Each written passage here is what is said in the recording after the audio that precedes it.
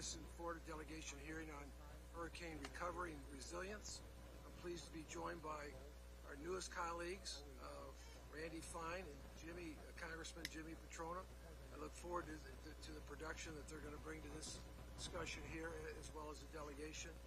After the introduction of our guests, we will invite them to offer some brief remarks, followed by the Q&A sessions with our members.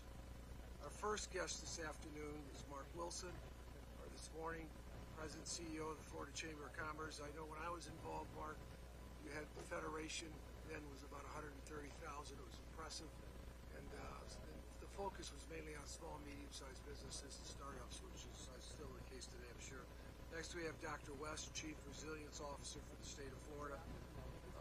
With that, I'd like to turn it over to Congressman Wasserman Schultz for her brief remarks. Thank you so much. Welcome to our guests. Also, a special welcome to Ken Graham, who is the Director of the National Weather Service at NOAA and has helped keep our entire state and country safe for many, many years. And we are appreciative that you're taking the time to join us this morning. And I also welcome Congressman Fine and Congressman Petronis. Looking forward to working with you. He and I have worked together for many years on issues that are important to our state, particularly around insurance matters and so many other things. So it's good to see you again, and looking forward to working with you both. I thought we'd do an opening statement. So, Mark, do you want to kick it off? Okay, go. Sorry. So I really can't stress enough how critical it is that we are talking with one another. This is an important opportunity for us as a delegation to come together. We are, Congressman Buchanan and I have committed to making sure that at least quarterly that we hold our delegation meetings here in Washington. And we have a tradition in our state and in our delegation to make sure that it's all about Florida. And when it's all about Florida, we make sure that we stick together on the issues that are important to protecting our state. And we're going to wrestle today with an issue that unites us all, regardless of party affiliation, and that's ensuring that our federal government doesn't abandon Floridians in the next extreme storm. This summer, like every summer, every single family we represent will confront a potentially deadly hurricane season. In fact, many residents in Florida are still putting their lives back together after being upended by Helene and Milton. So getting our people back on their feet and ensuring Florida has the federal resources to do it is a top priority for all of us now and in the coming storm season. We cannot ignore how many of the tools that we rely on to predict, prepare, and recover from storms are in serious danger from the Trump-Musk White House. Tools under threat swirl around us just like a hurricane. $10 billion in disaster aid has been illegally frozen, and no state has more stalled FEMA awards than Florida. Homeland Security Secretary Noem recently said she plans to eliminate FEMA. On top of that, Trump canceled the BRIC program, which sent a $150 million resiliency grant to South Florida just last year.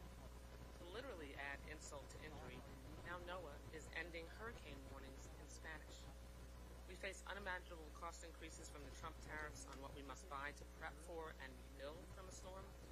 But our work today isn't just about money and budgets. With over 400 fatalities, 2024 was America's deadliest hurricane season since 2005 and the third costliest. Hurricane Helene alone took more than 240 lives, the deadliest U.S. storm since Hurricane Katrina, and warmer than normal oceans promise another busy season. But while we may disagree on how to best mobilize federal resources for Florida, we're united in the goal to protect everyone who visits and lives in our beautiful state. Worked with many of you, as I've said, for years to bolster FEMA funds, to rebuild our citrus industry and ensure oil rigs don't spill crude oil all over our beautiful beaches in the next storm. We have a history and reputation of working together, partisanship be damned, to do what's best for Florida and our constituents, and I know that we can do that today and in the years ahead. I truly look forward to it. And once more, thank you, Congressman Buchanan, for working with me today to have this conversation amongst the Florida family. I want to thank Co-Chair Debbie and just say I want to which emphasize we'd like to get your thoughts and your ideas, especially obviously all the members, in terms of make these quarterly meetings as productive as we can. So we want to get that feedback. So what we want to do now is give everybody 3 to 4 minutes, give a little opening statement, then open it up to the members for questions. And Mark, if you don't mind, CEO of Florida Chamber.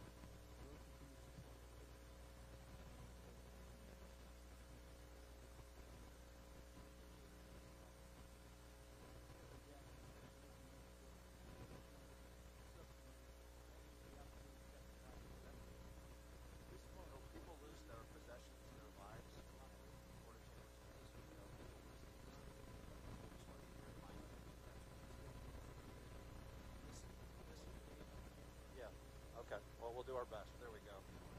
We get it figured out. That's the Florida story. We eventually get things figured out, right? Anyway, thank you for having the Florida Chamber here today. I just want to real quick make some comments about how we're doing in Florida and what's going on with resiliency. I think it's one of the most important conversations a state like Florida can have. Just to set the stage,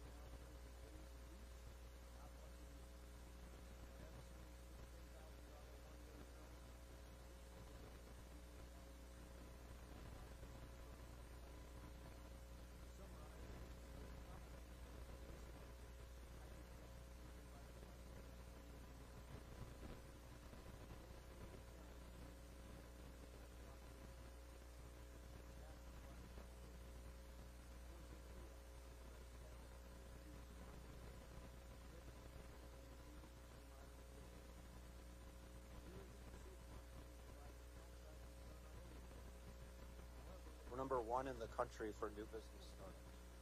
I say all of that just to say, despite the storms and despite what we have to talk about resiliency, the Florida model is working. And now what we need to do is we need to continue with what a lot of you have started. So here's the point I would hope to make today. We cannot have a nonpartisan conversation about how to be better in Florida without acknowledging we've had another tsunami, which is lawsuit abuse, over the last 25 years. It's wrecked our insurance markets, and it's made some of the wrong decisions over the last 20 years. Now, thanks in part to people on this panel, Congressman Fine and Petronas, welcome. Thank you for the work that you've done in Florida over the years. Florida now has the lowest property insurance increase in the United States. The lowest in the country. We have 12 new insurers that have moved into Florida in the last 18 months since the reform. We've had at least 100 either rate reductions or rate freezes because of the lawsuit. Now, this is going to incentivize more competition. It's going to incentivize resiliency. It's going to incentivize mitigation, which is what we want. So as we set this up, and I'll turn it back over to you, to the panel, three things you're going to hear from the Florida Chamber. We have to improve resiliency. We have to improve mitigation efforts. Florida's a leader in that, but we need to do that. Second, we do have unnecessary costs and uncertainty and delays in the system. This has been going back for years. Easiest way to look at it is Florida's pretty fast. The federal government coming in has been really slow. And the third thing is we need more certainty. When people lose their business or they lose their home, they immediately need answers. We can't wait 30 days, 90 days. We can't wait in some cases 20 years. And what you're going to hear from us today is let's keep doing the reforms that we've been doing. Let's find a way to have the federal response, whatever it looks like. Let's have the federal response to be certain and to be fast. And that would be what we would ask. Thank you. Good morning, everybody. Members, my name is Wes Brooks. It really is my privilege to serve as the Chief Resilience Officer on behalf of Governor DeSantis and all of your constituents. It's also my honor to join you today from the side of the dais after 6 years of combined service to Congressman Mast, as well as your former colleagues, Congresswoman Ileana Ross-Lehtman and Senator, now Secretary of State, Marco Rubio. As head of the statewide Office of Resilience, I have two major responsibilities: providing support to all of Florida's local communities as they work to limit their residents' exposure to flooding, and also coordinating flood resilience and mitigation activities across multiple state agencies.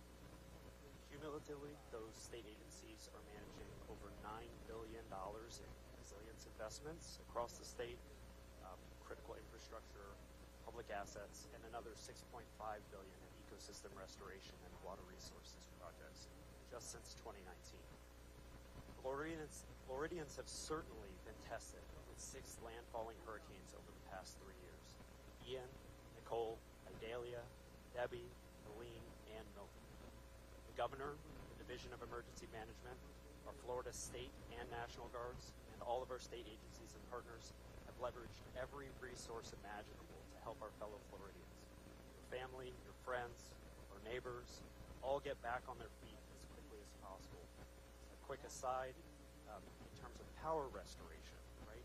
3 days to get full power back to every home it was safe to do so after Hurricane Debbie, 7 days after Hurricane Helene, 7 days after Hurricane Milton. We've never seen that before in the state's history. We are getting better with every single storm. Part of the way we do that is by ensuring our disaster response and recovery activities are locally executed, state managed, and where necessary, federally supported. State management by DEM, helmed by my friend and colleague Kevin Guthrie, focuses on streamlining requirements, reducing bureaucratic barriers, and ensuring flexible support for resources so that we can make sure we reach communities as quickly as possible. And again, deliver those resources as flexibly as possible to those communities. But we're not just reactive. Florida understands the power of mitigation to reduce storm impacts and enable even speedier recoveries.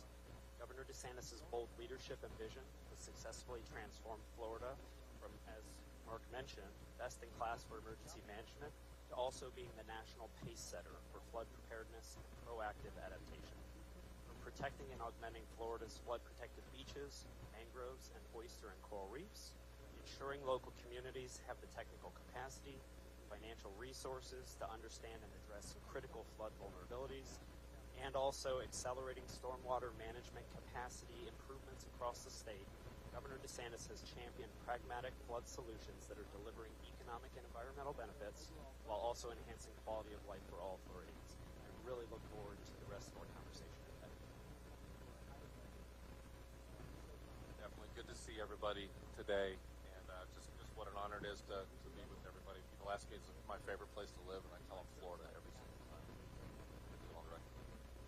Yeah, exactly, at the Hurricane Center, just what an experience there. So, and some busy seasons while I was there too. Some of the record seasons that we had there, which is pretty incredible. Just wanted a brief overview. The 2024 season, unfortunately, we verified our forecast. Everybody just had to be patient on when those storms were going to occur. So the named storms we had in 2024, 18 named storms, and our forecast was for 17 to 25 hurricanes. We had 11 hurricanes in 2024. We forecast 8 to 13 major hurricanes, 6. We forecast 4 to 7. So a pretty good seasonal forecast. We'll have another one coming up at the end of May. Looking at that seasonal forecast. It was the third costliest tropical cyclone season on record, and that's what happens when you have some of these big landfalls. We had 3 landfalls: Debbie, Helene, and Milton. I wanted to give a big shout out to the hurricane hunters. 30 years in the National Weather Service. Milton was the first time I flew into a storm. So I was, whether I was in New Orleans or at the Hurricane Center, I was too busy. I couldn't fly. You're too busy on the ground. So this is the first time in this job I was able to fly. Just a shout out to the hurricane hunters going into the storm at about 8,000 feet to Milton. A real good idea of the structure of the storm. See that information into the models, and it really makes a difference. Hurricane hunters, anywhere from 10 to 15% difference improvement in our forecast because that data we get from the hurricane hunters. So that's a bit there. Because we did a great job last season, the cone's getting smaller for 2025. It's good and bad. So in 2025, the cone of uncertainty will decrease by about 3 to 5% in most cases. So it's based on the last 5 years of error. So the better we do, the smaller the cone. And if we have a couple of seasons that the forecast isn't the best, the cone would actually get bigger, but in this case, it's smaller. So for 2025, as this cone shrinks, we have to think about our products and services to make sure people know well outside the cone. As you know, in Florida, you can be well outside the cone and see big impacts. So we have to look at our services and how we can communicate that to the public. So as we're going to look at the seasonal outlook this May, I think I want to do that. We're not going to do it in Florida. We're going to try to do it in New Orleans this year because it's the 20th anniversary of Katrina. Can you believe that? Just time goes so fast. So we're probably going to do the hurricane kickoff in New Orleans. But for this year, because the cone's getting smaller, we're going to look at a cone of impact. We're really trying to experiment with a better cone to indicate some of these changes. So the cone of impact is going to have storm surge on it, inland floods, severe weather, and a lot of that will be outside the cone. So working with the emergency managers, we continue to do that with emergency managers ahead of time. We're training them, getting them ready, and brand new. And we saw this over the last couple of days.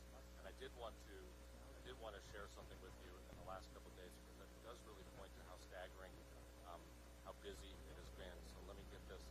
So in this last event, the National Weather Service, April 2nd through the 5th, across the country, we issued 359 river flood warnings, 314 flash flood warnings, 180 flood warnings, 7 flash flood emergencies, 1,494 severe thunderstorm warnings, 561 tornado warnings.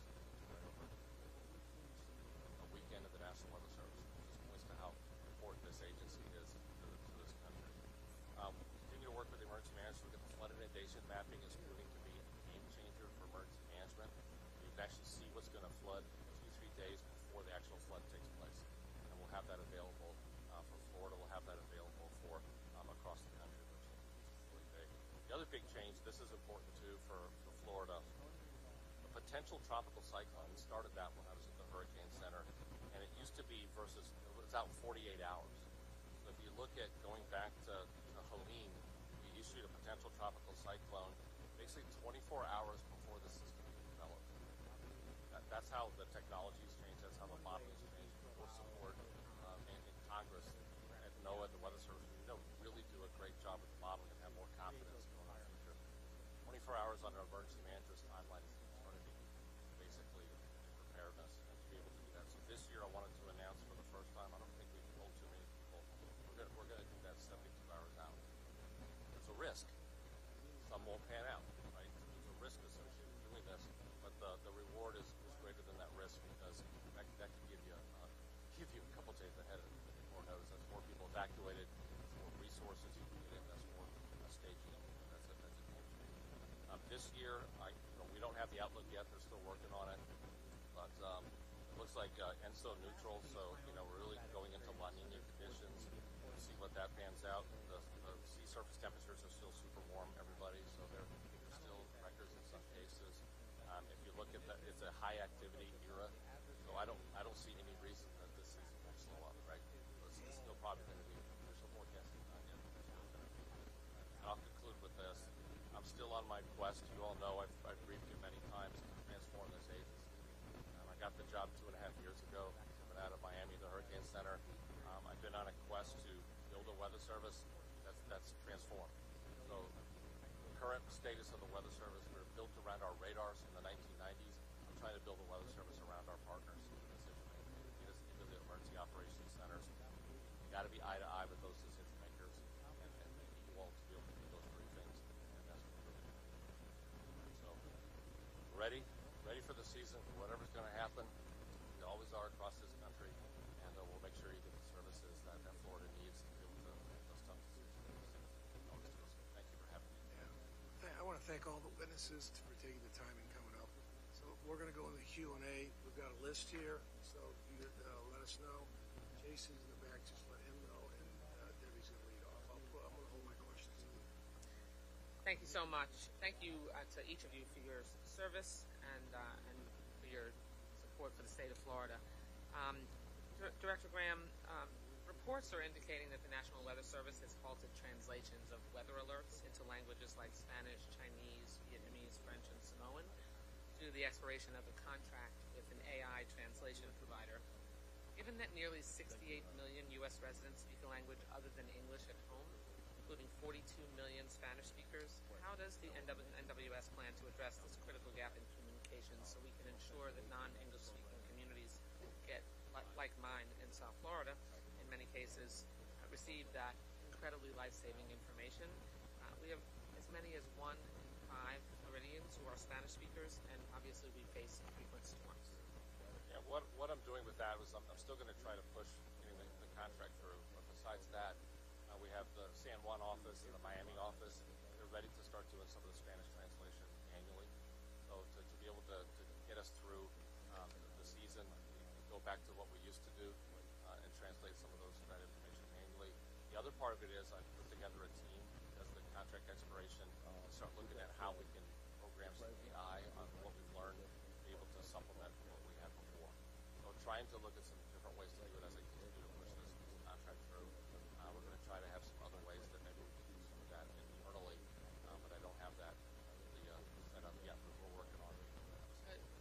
Obviously, it's going to be difficult to manually translate Chinese, and we readily have Spanish speakers in offices in South Florida, but what is the obstacle to renewing this contract?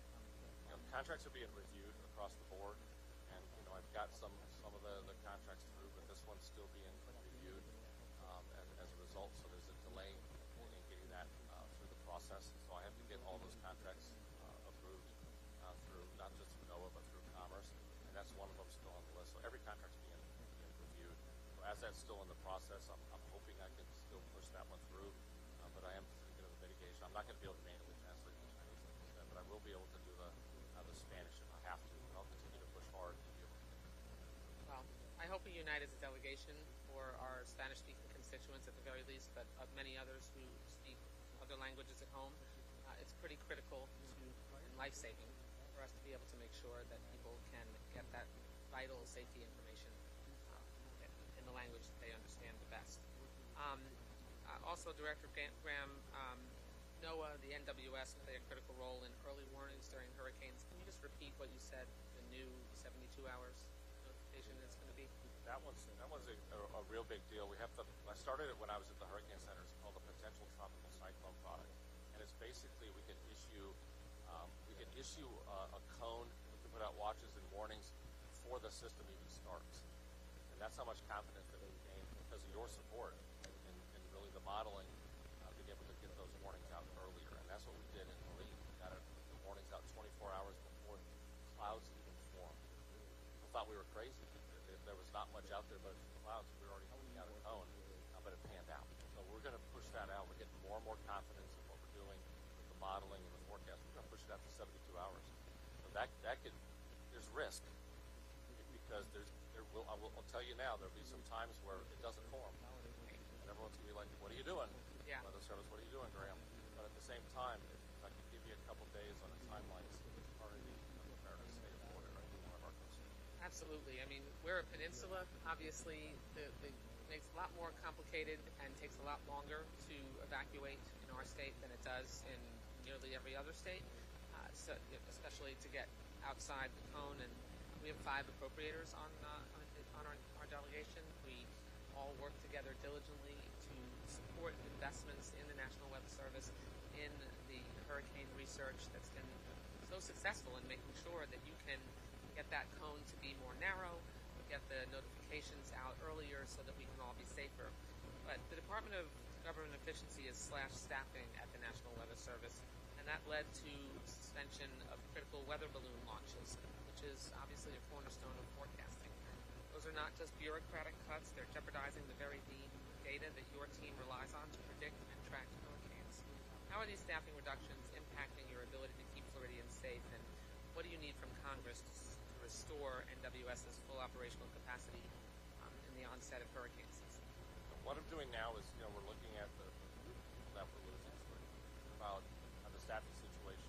Well, then we went into this pretty short staff, and as a result of early retirements and that sort of thing, we've got some offices across the Midwest, especially that are not able to issue those loans. And after we have the voluntary retirement, we're really looking at how we're going to mitigate some of these staffing losses. The good news is we're not having the big issues in Florida. So the biggest issues right now I have is in the Midwest. Some of your less desirable locations where I have trouble filling some of those positions. I've lost a lot of folks there. We're trying to get offices to share some of the responsibilities, between offices, be able to look at one weather service instead of one office going forward. We're trying to look at getting everything from hiring exceptions, looking at being able to share between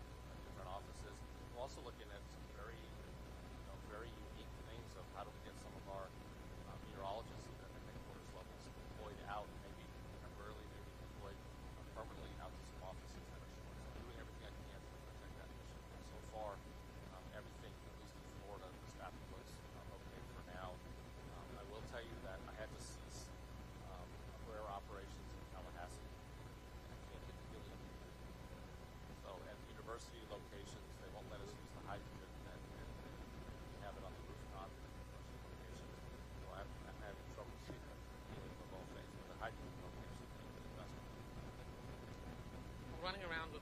I can appreciate all the effort that you're making to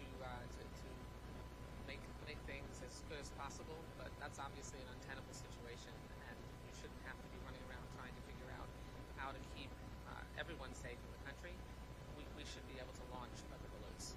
We should not have staffing cuts right at the start of hurricane season, and we need to endeavor to make sure, as a separate and co-equal branch of government, that we can restore some of these vital funds that ensure that we can keep people safe, even in the less desirable places to live. My final question is to you, Dr. Brooks. We received troubling reports that the Trump administration is planning to quietly cut Everglades restoration funding by shifting money out of the account during the current CR, rather than allocating it at the FY25 enacted level. And that would delay or derail critical projects like the EAA reservoir. That's vital to the flood control, quality control of water, and long-term resilience of our state, particularly in South Florida. Many of my Democratic and Republican colleagues in this room have fought alongside one another for years to secure historic funding for Everglades restoration, and it cannot become a partisan casualty. So I urge you to help us to stop this budget sleight of hand before it becomes a casualty of decades of bipartisan progress for protecting our environment in Florida. So can you speak to how damaging these funding delays would be, and that if they move money around so that Congress appropriated and the President signed into law for Everglades restoration funding in FY25 is fully allocated? Thank you for your support of Everglades restoration. As you know, it is one of the state of Florida's key priorities moving forward.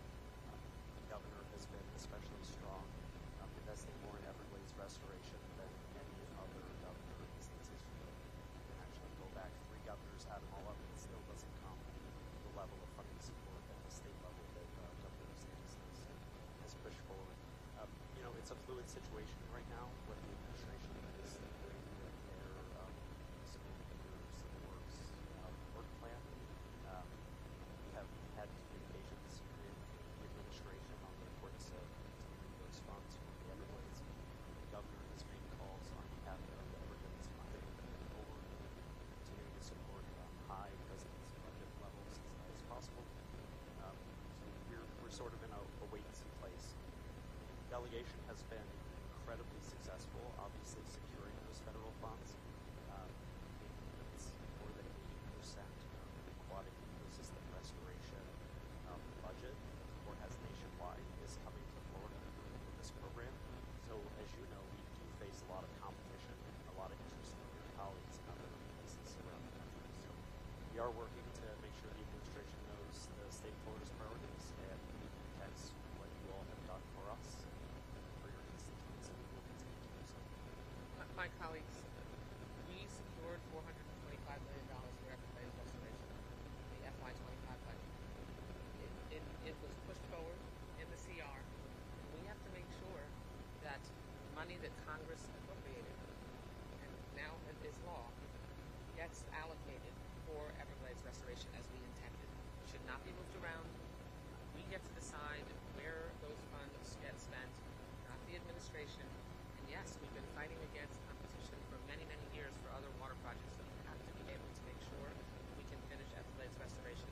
And that the administration doesn't just get to unilaterally take funds from an account that Congress decided would get that money and move it to some other priority. And if there's anything that we should be uniting on together, it is preventing that from happening. I hope that we can do that. Thank you. I yield back. I want to try to get everybody to get a question or comment in, so let's try to keep it 4 minutes or under to be more concise. Thank you, Mr. Chairman. First of all, thank you to all the witnesses for being here this morning. We really appreciate you coming up. Dr. Brooks, great to see you. I've got 2 quick questions for you. It's on beach nourishment. After these storms, obviously, we had a lot of issues there.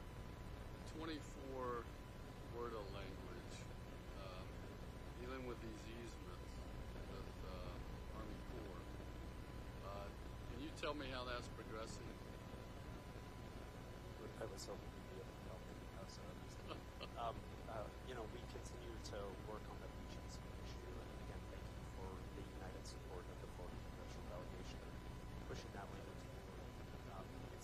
it's a huge problem for our state, for Army Corps headquarters to unilaterally change the rules of the game on our local communities who are moving forward with regular beach renourishment programs that have been happening for decades across our state. So we've been working with the administration, talking with the Office of Management and Budget, and trying to make sure that there is some money as supplemental for flood control and coastal emergencies. We would like to make sure that all of our projects that experienced damage after the most recent hurricanes are allocated appropriate funding for full renourishment in line with how those projects are being. Thank you. Look, we're going to continue to work with you on those issues and trying to get some movement. But the second thing, we, Mr. Wilson did a great job talking about our response in Florida. It really is, I think, one of the best in the world. There's talk now, you've probably heard about having FEMA just go to be a funding agency and really leave it up to the states to do all the mitigation. And can you and Mr. Wilson tell me your thoughts on that? Whether you would support something like that, or I will just say the Florida model, and the one that the governor has championed the most, is that Florida does not need to depend on anybody. We have many partners. The National Weather Service is a phenomenal partner of ours in particular. They come and do a great job briefing everybody in our local communities in the run-up to a hurricane. Certainly we have a good working relationship with FEMA, and we can utilize resources and help manage those resources and get them to our local communities faster. But as the Congresswoman noted, we live out on a peninsula, and we have to take care of ourselves first and foremost. If we're not going to do that for ourselves, nobody else will.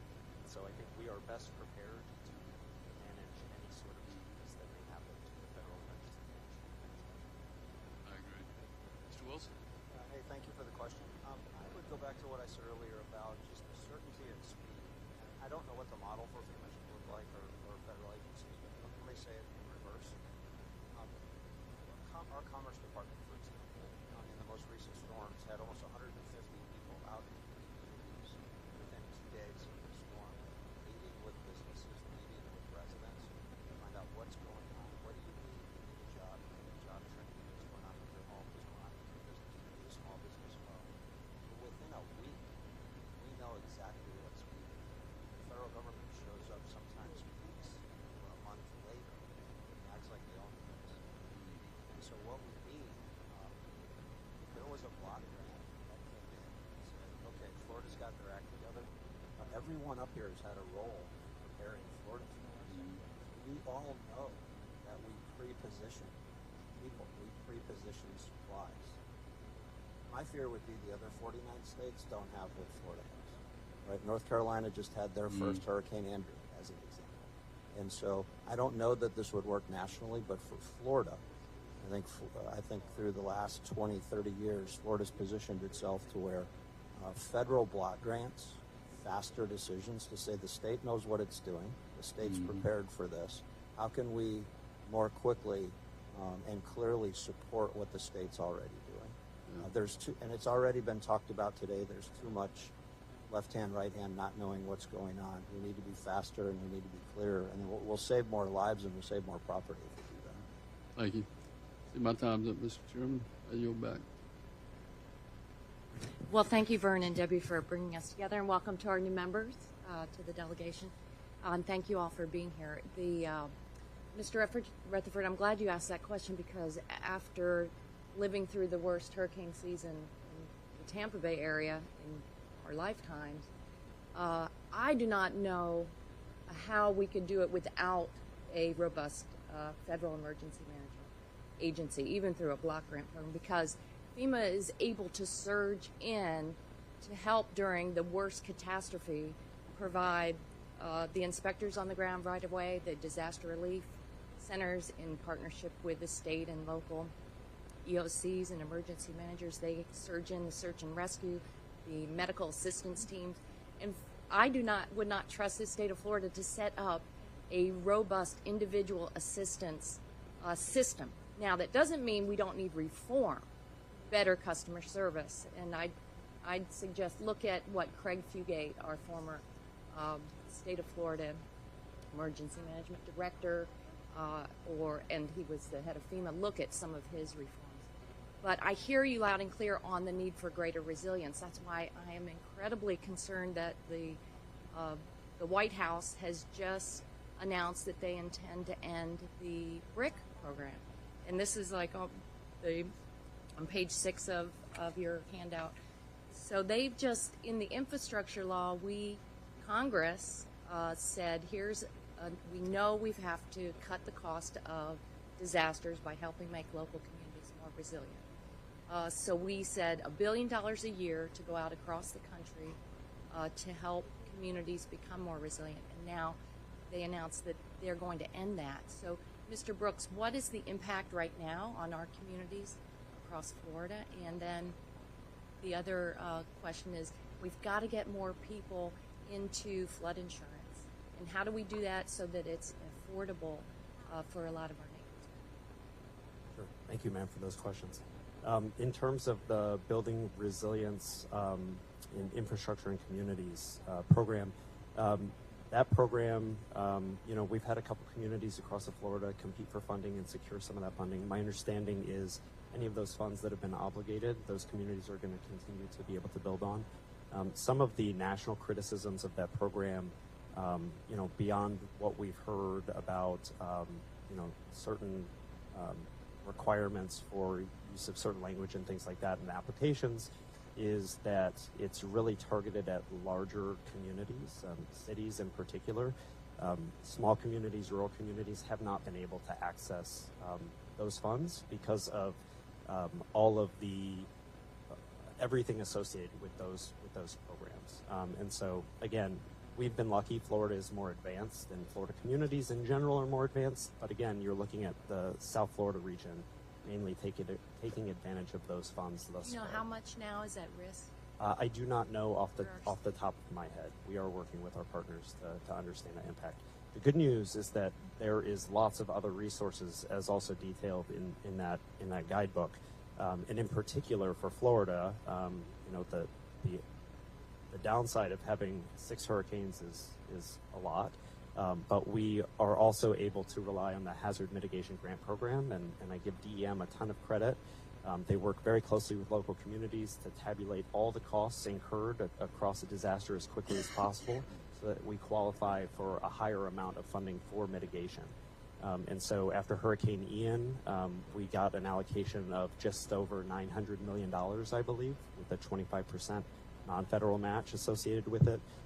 And now for the FY23-24 storms, we're expecting another $900 million or so in total. And so that dwarfs any impact of BRIC in the state of Florida right now. And frankly, we're finding that there are a lot of resilience needs, but there's a lot of funding right now to fill those, and we don't necessarily have all of the local match in these communities as well. Communities are struggling to bring the projects up to even go in the ground. So I think we're actually at a really good place with resilience funding at the moment in the state. And then the flood insurance. Yes. So, and on the flood insurance is a tricky topic. I might be a doctor, but I'm not sure I necessarily have all that expertise necessary. There are private flood insurance options that the state regulates, and then there's the National Flood Insurance Program. And that program, as you know, has gone through a variety of different rules and regulation changes right now, and premium increases. And I know you all are doing everything you can to keep that program afloat and moving. And I think certainly we want folks who need it to buy flood insurance. In the state of Florida, that's an awful lot of people. We need to make it affordable and accessible to everyone. We're going to have to go like 3 or 4 minutes because really everybody get a chance to ask a question. It's hard to do that.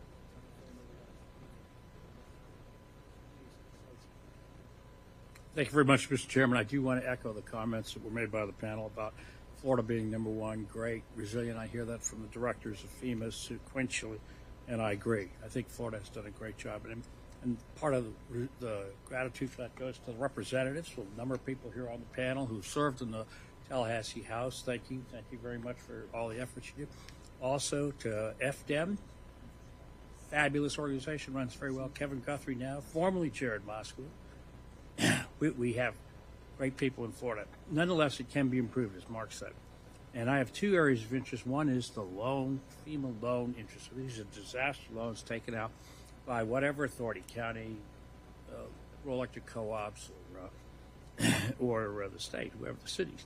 And they take these loans out to meet the disasters, and then they expect to be paid back by FEMA for the principal on the loan. And by the way, FEMA has the authorization to pay the interest on the loan as well, although they're under current law not obligated to, and they seem to frankly not do it. I know we don't have FEMA here, but I want all the members of the panel to join with me in this.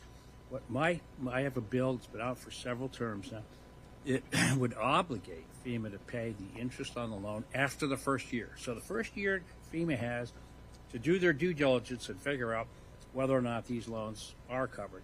But after that first year, they pay the interest. And the thought here is simply, this is good business. It incentivizes FEMA to work quickly. And I have loans outstanding from Hurricane Michael. That's the signature. Well, I've had 4 hurricanes since Michael that made landfall in my district. But Michael was the worst one. And I'm still, here we are 6+ years later. And one county has $14 million in interest only on those loans. And FEMA continues to delay. So I would like everybody's support in making FEMA pay that interest back after that first year of due diligence. Then they're obligated. And the second is clawbacks. I know we've all seen these, we've all heard about them. These are killing my counties. They're just killing them. Especially, I don't live in Miami. I have Washington County, I have Chipley, I have Wakulla. These counties cannot afford a clawback. We have loans that were for roads. Now I'm just going to focus on road repairs. We have roads devastated by the hurricane, by the traffic on them afterwards. And the projects have been approved by FDEM, approved by FEMA, multiple times, audited. In the case of the 2 counties I'm going to reference, they were audited 3 times and 4 times. Twice each county, 100% audits by FEMA, approved. Money was spent, roads were built. 6 years later, FEMA comes in and wants $100 million back. $100 million back. The road's been built. $60 million of that is from one county that is a rural, fiscally constrained county. They can't pay $60 million back in 1,000 years. No way. And FEMA's leaning on it for $60 million. This is ridiculous. I want to have a clawback law. I have a bill for that. I urge everybody's support of that, especially from Florida.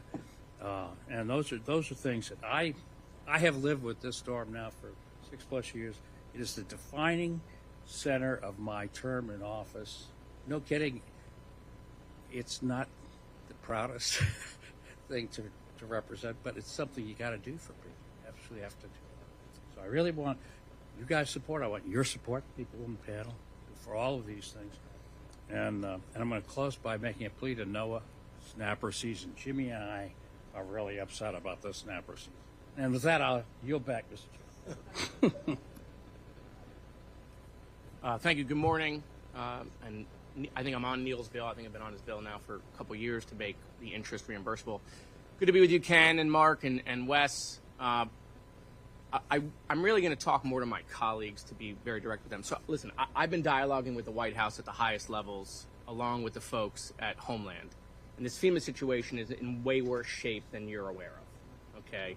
It's not just about, getting rid of FEMA, okay? So Byron Donalds and I have a bill to take FEMA out of Homeland, which would help solve a lot of the problem. Right now, FEMA is being misused because Homeland is using FEMA for the other 22 agencies to run all of the grants within Homeland. That's why why is FEMA doing immigration grants? It's because the Homeland General Counsel instructed FEMA to do those immigration grants. That money that went out the door a couple weeks ago that FEMA got in trouble for, that was directed by the Homeland General Counsel. If you take FEMA out of Homeland, you shrink FEMA's grant department by 50% right away. And you give it back to the White House, you give it back to the president, which is where it was before 9/11. Okay? We can do block grants. I'm going to come out with a bill that will give the governor the ability to request a block grant as approved by the president. Florida did block grants. We did the citrus block grant. We did the timber block grant. We can do block grants. A lot of other states won't be able to do that. But if you think Florida can handle an event just on its own, if we just got money, that is true for some events. But as Ken knows, when we were worried about Dorian coming our direction and it stopped 75 miles off our coast and hit the Bahamas, went due north, FEMA doesn't have assets. They have zero assets. They got bottled water and they have tarps. But what FEMA does is they coordinate other federal agencies. DOD had moved so much equipment to the region ready to respond had Dorian hit, because Dorian, the wind exceeded the 160-mile-an-hour hurricane glass that we've all installed in Florida. So if there isn't someone coordinating those assets, those federal assets for big events, I'm telling you we're going to be in trouble, no matter how strong FDEM is. And they are strong. FDEM and TDEM in Texas are the two strongest. And so, look, there's talk right now about breaking FEMA down within Homeland and giving one department this function, one department another function. I don't know how that's going to be efficient. They're talking about getting rid of categories and just only allowing category A and B. So just so we're clear, if they get rid of D through G, roads are not reimbursable, bridges are not reimbursable. All of the beaches in Florida are screwed because none of that will be reimbursable. So the amount of money that will have to start coming out of city, county, state budgets, it will realign how we respond to stuff in Florida. So I don't want to take too much time, but I do want to tell my colleagues that this is something that I know we think like, oh, that's not going to happen. It's in statute, the Stafford Act, and that's all true. But I can tell you the folks in Homeland have a different plan at the highest level. And there's a disconnect, I think, between Homeland and the White House with what the direction is right now with FEMA. Thank you. Thank you, Chairman. Thank you, sir. Glad to be here. Mark, thank you for all your litigation help. The reforms have helped. I know there's a battle taking place right now in Florida, and your team is holding the line, so thank you for doing that. Wes, my questions are driven towards you. Who produced this? That was my office, sir. Okay, and who gets to access this document? That document is shared with all local communities and state agencies. Okay, why isn't the My Safe Florida Home program in this document? Because that is the programs that the governor's office has authority over. You mentioned federal programs in here, though. Yes, sir. Okay. And all right, I'm embarrassed. Well, those are the federal programs that we manage, sir. I will say a huge supporter of the My Safe Florida Home program. And put it in your book. It's all taxpayers' money. We this program makes share a difference. Information about it as well. Absolutely. And the your governor puts the money in his budget. Yes, $600 million in the budget this year to make sure we take care of the waiting list. I'm going to embarrass you on this. There's no excuse it's not in this book. There's laws in the books that force discounts to be passed on to our policyholders. Yes, sir. Okay, because of the My Safe Florida Home program. Aaron Bean created that program. Randy Fine funded that program. I administered that program. Put it in your book. We'll make sure we do that, sir. No further. And he cares about the snapper, too. Anna? I just want to start out by saying thank you guys for being here today. As you know, we are in contact with some of you throughout this last hurricane season, and Pinellas got pretty badly hit. We actually had 13 people die during one of the hurricanes. Dr. Brooks, my first question is for you. As Florida Chief Resilience Officer, you know better than anyone that one of the major threats after hurricane and tropical storms are the effects of floods, especially for those living inland. Can you please expand on some of the work that you and your department have done in order to help mitigate the impacts of floods during hurricanes? Absolutely. Well, a lot of the work that we do is very proactive and in front of storms. So I'll mention the Department of Environmental Protection's Resilient Florida program. We've put out over $1.5 billion in funding to help support the reduction in flood vulnerability for critical assets and infrastructure across the state. We've also supported flood vulnerability assessments in communities across the state. All 67 counties and about 380 of the state's 411 municipalities are in some process of conducting those flood vulnerability assessments, which gives them the best information on where to stage their assets, what assets they need to actually adapt, and things of that nature. And we're working on getting the last 30 to 40 in the docket this year as well. Okay, and what can you tell us about the initiative and efforts to invest in resilience infrastructure, and is this program sufficiently prepared for the next hurricane season? We'd like to think so. We continue to support getting more resources through the state legislature for that purpose. One of the big things that I have been working on is not just the focus on public infrastructure, but when I go around to local communities, I do mention programs like My Safe Florida Home to make sure that we're also incentivizing private mitigation measures. And sir, if I may also add, one of the reasons why My Safe Florida Home is not in there is because it is windstorm focused, and the guide is based on flooding. Mr. Chairman, Just to clarify. just understand, there's no excuse it's not in there. We will work on that, sir. I appreciate that. And we, Happy to work with you in your other office. than just drop the content in, because when we're spending $600 million over the last 3 years, where it has dropped insurance rates by the average policy over $1,000, every single one of us up here is getting our ass worn out because of property tax premiums. Insurance premiums. So the program works. Hardening works. There's no excuse it's not included in here. If you want to keep on bringing this back up, I'll keep on tearing you up on it. No, sir. I just we're wanted a to team provide on you this. with that context. Guys, if I can Sorry, finish ma'am. my line of questioning. Thank you. I'm sorry. And my last question for you is one of the biggest responses we've gotten from residents in our community, and I would say residents across the state of Florida, is the issue with the 50% rule from FEMA. I wanted to see just your perspective. I had the FEMA administrator down in my community, and we were working and talking with a bunch of our beach mayors that were impacted by this last hurricane. We have a bunch of seniors that are on fixed income that are getting pushed out because of this 50% rule. Real quick, do you think that there needs to be a better solution? Because we are requesting a meeting with the White House about this specific issue. So it's definitely not my area of expertise, but we always want to do as much as we can for residents in the state. And those calculations are really tedious, and they can be influenced really easily. So I think a more robust So you would support standard, an overhaul of it? I think a more robust standard would be helpful. I'm seeing for everybody. Mark's waving. Do you have any commentary on it real quick? Same place. Perfect. Thanks, guys. Have a good day. Thank you. Thank you very much, Mr. Chairman. Appreciate it. This is for Dr. Brooks. As a senior member of the Health and Communications Committee, I'd like to talk about internet infrastructure and rebuilding, of course.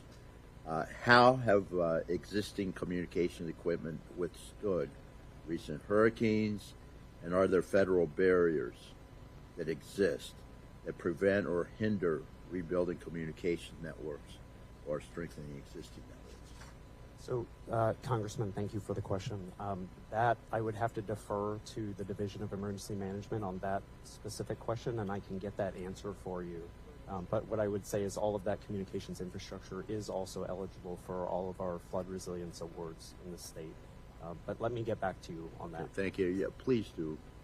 Mr. Graham, I have a bill to basically, well, let me ask you this. How important is AM radio in communicating to individuals before, during, and after the natural disasters? It's my understanding that AM radio, if all else fails, people turn to AM radio. And I have a bill to make sure that the AM radio stays in automobiles. I represent quite a bit of Central Florida, the west side, and we have some rural areas as well. But I know people depend on AM radio for a lot of reasons, but this is very important as far as communications during a disaster. So if you could expand on that and tell me how important AM radio is. We have a markup scheduled next month on my particular bill, and my constituents are concerned. So if you could elaborate, I'd appreciate it. The biggest comment I have on that is, one of the things that the Weather Service always does in preparedness is have multiple ways to get information.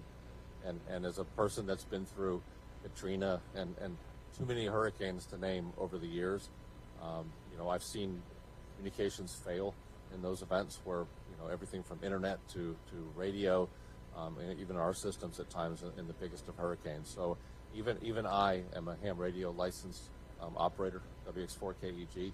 So I always YouTube.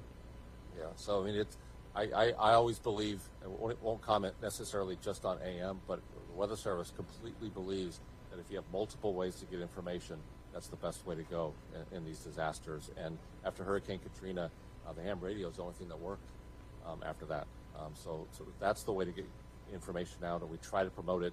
Some of the young folks don't understand that the internet's not going to work. The next generation thinks their phone's always going to work through these events.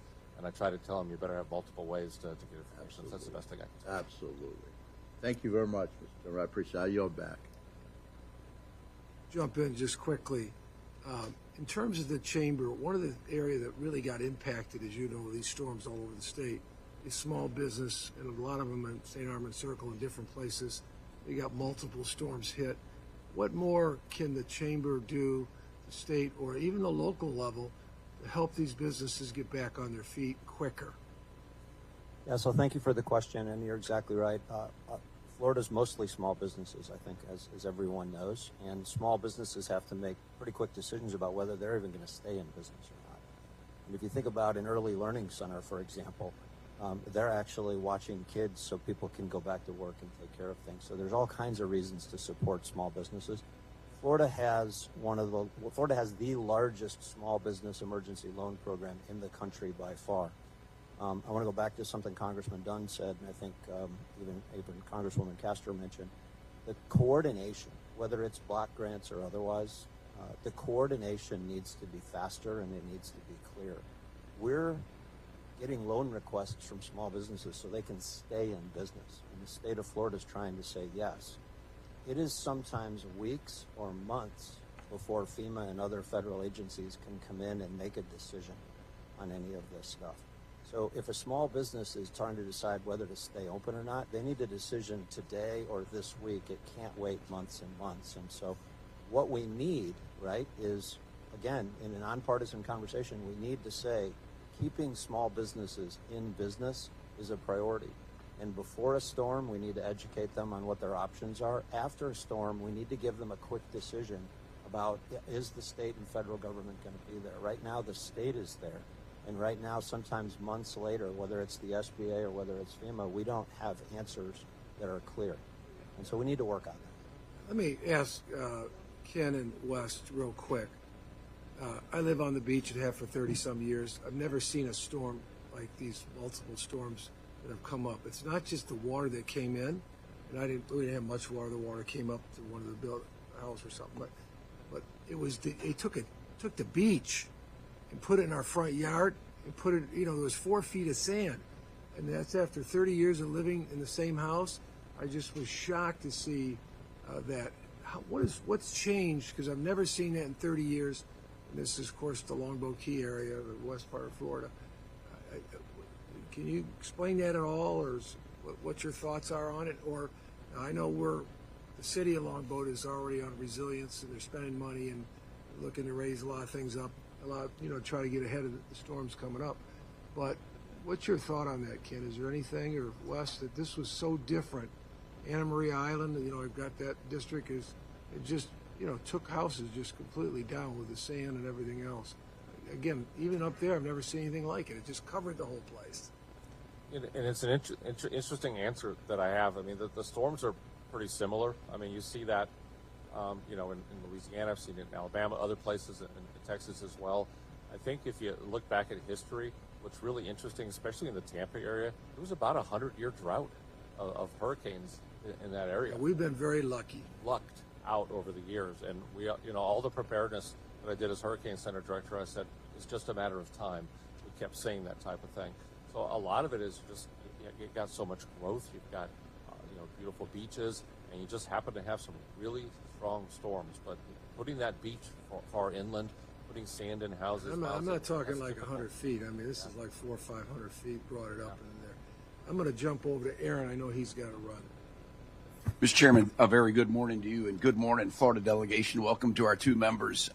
It's good to see us working together, Chairman. This delegation, really, when we work together, there's really nothing that we can't do. It's good to see us all together, Chairman. Thanks for bringing us together. Gentlemen, welcome to your nation's capital. There's so much going on. I'm going into lightning round because I have to run. I'm actually due right now, but I wanted to stay because there's so many things you've talked about. You've talked about so much. So just a lightning round. It's a gut reaction.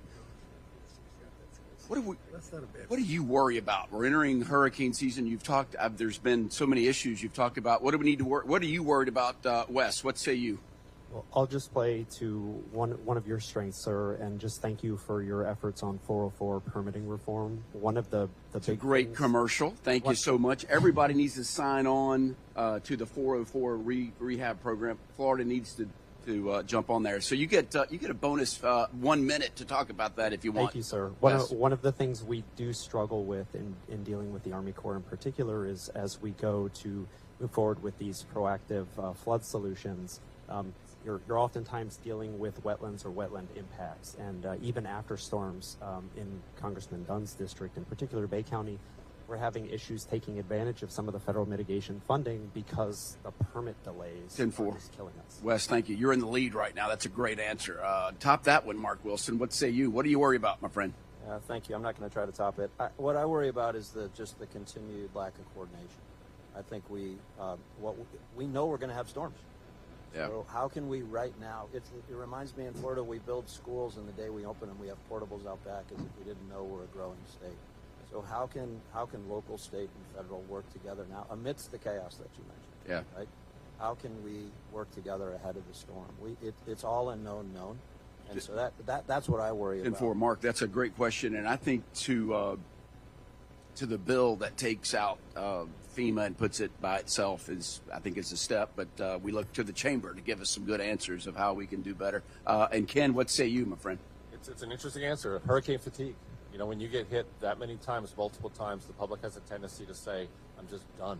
So we, as a delegation, Weather Service, all of us have to team up together to keep telling people it's just a matter of time. It can happen back to back at the same place. 10-4. Thank you. Gentlemen, thank you so much. All great answers. Thank you so much. Yield back, Mr. Chairman. Darren? Thank you so much, Mr. Chairman. First, to Mr. Graham, I know we saw some proposed cuts to the National Weather Service. Have we seen those realized yet, and how is that affecting your ability of your agency to be able to protect hurricanes? I think so far what we're seeing is just, you know, with retirements and some of the activities that have gone with staffing, and Congresswoman Wasserman Schultz already brought it up, and the staffing part of it is sort of trying to mitigate the most. So, you know, that part of it, you know, we have a voluntary retirement coming up where more people will take it. I have an agency where a lot of us came in the 1990s, and a lot of us are approaching retirement age. So I have a very heavy staff that is really eligible, and they're taking these programs. So my job is going to be trying to shuffle things around as I can't. There's a hiring freeze, and I can't hire behind it. So, you know, one part of it is the funding part, but the biggest part, the challenge I'm having is to make sure I've got the staff to do it. And right now, Florida looks okay, but at the same time, I want to make sure that carries across the country with what I have to do. Some of these probationary employees, though, they could be experts, right? It's just the fact that they came in relatively new, right? Have we seen any critical hurricane experts that were released because of being a probationary employee in our area? Yeah, not in Florida and not at the Hurricane Center. And then, Mr. Brooks, thanks for being here. I know there's been some talk of revamping FEMA or having most of disaster relief and recovery go to the states. How critical is the partnership between FEMA and, I know you're not with Department of Emergency Management, but you are resiliency at Department of Environmental Protection. How critical is that partnership before, during, and after a hurricane? Thank you, Congressman. Good to see you, sir. Great to see you. We discussed it a little bit earlier as well. I mean, I think we really rely on partnerships and coordination across the board in Florida. But Florida really is built to withstand a lot of the worst impacts just through sheer experience and force of will. I think one of the best things that DEM does is understand the rules of the road and what they need to do. And they try to distill all of that down and make it as easy and simple for local communities as possible. And so, you know, we'll continue to do that regardless of what the future looks like with our partners. And my last question, what functions do you think the state could pick up if FEMA were to delegate? I would have to defer that to my colleague Kevin Guthrie, sir. Okay. Thanks. I yield back. Randy? Well, thank you, Mr. Chairman. New guy, I said, put me at the end. So thank you. I really just wrap up. Well, that's fine. I'll try. I wanted to make 3 points of things that I think are important for everybody to be thinking about. The first is, while I am thrilled with what we have accomplished in the insurance world, and to see that in premiums, I wish we were able to get it done in autos, but that's another. I mean, that savings in the homeowners got blown away by that side of things this year. But as someone who lost my own home in 2016, I got to live the experience of it taking 3 years to work through the claims process with the insurance company. Now, I did not sue. I was not part of the litigation nightmare. I just was determined and dogged and persistent. And I don't think it should take people 3 years when they have these problems. I'm very fortunate. I was able to fade the volatility. I had the resources to wait out the insurance company. Most people don't. And I think that's something that we have to work on. The second thing is I think we have to come up with solutions to what I'll call the moral hazard problem of flood insurance. Everyone should get flood insurance. It should be priced appropriately. If you're not in a high flood risk, it shouldn't be very expensive. If you are, it should. But what we have a problem is people don't get it, and then they want the government to bail them out thereafter when they don't, which creates even less incentive for people to have that moving forward. I think that's something we have to figure out solutions to. And then the last thing, this is something I've heard about in all 3 of the new beachside communities, beachside counties I'll represent, is the issue of beach renourishment. And the problems seem different based on where you are. Where I have previously represented Brevard County, it has not been an issue. We seem to have figured it out. But in some of these new places I will be representing, Volusia, Flagler, and St. John's, it seems to be a much bigger issue. I don't know why, and it's something that I intend to figure out. But there's a lot of nice places you can live in the winter that have nice weather and low taxes. There aren't a lot that have beaches and all of our waterways. And if we mess that up, people won't have a reason to keep coming to Florida. So I hope I can work with all 3 of you and others on those issues moving forward. And thank you for your indulgence, Mr. Chairman. Thank you. Just one quick thing, resilience, Wes, and I kind of skipped over. I want to get to talk to you just a little bit. Longboat's got an effort that's going on. How many cities or counties are, making the investment? It was a big number. But I'm just curious where that's at and what more we could be doing, because you could probably save a lot more money by doing some things up front. And they're doing a lot of work where I live right now. And, it's a pain in the ass, pardon my French, but in terms of trying to move around, but in terms of traffic and everything. But it's the right thing to get ready for not just these last storms, but new storms going forward, possibly. Yes, sir. And as I mentioned, Florida has been really pushing proactive planning efforts in particular to understand flood vulnerability so we can guide better flood mitigation projects. And right now, all 67 counties are doing a comprehensive flood vulnerability analysis. And again, we're around 380 of our 411 municipalities are funded by the state to do so as well. And we're going to get those last holdouts this year. Well, I know we've got a full court press going on where we're at. But what I've been told will make a huge difference. You either pay now or you pay 10 times more later. That's it. Anyway, I want to thank all our witnesses, and I've had the opportunity to work with all of you over the years. And, we want to work together closely with you in terms of the bipartisan delegation to get more done up front. I'm very big myself on planning, get a vision, a plan, and go out and make it happen. Thank you, and have a great day. Mr. Chairman, I also want to thank the witnesses for joining us. Each of them has really had a remarkable career and are very accessible, and we appreciate all your efforts so much. And I'll just again reiterate how critical it is on the key issues that relate to protecting the state of Florida and making sure that we get the resources that we need, that we ensure that Florida is safe during hurricane season, that we stop oil drilling off our coast that could threaten our economy and so many of our residents. We have been a family, and we need to make sure that we continue that tradition. Thank you. I'll just add one other thing is that we've got a 30-member delegation when you take into account the 2 senators. We have more impact potentially than anywhere else in the country. And when we work together, we can get big things done on a bipartisan basis. Thanks again.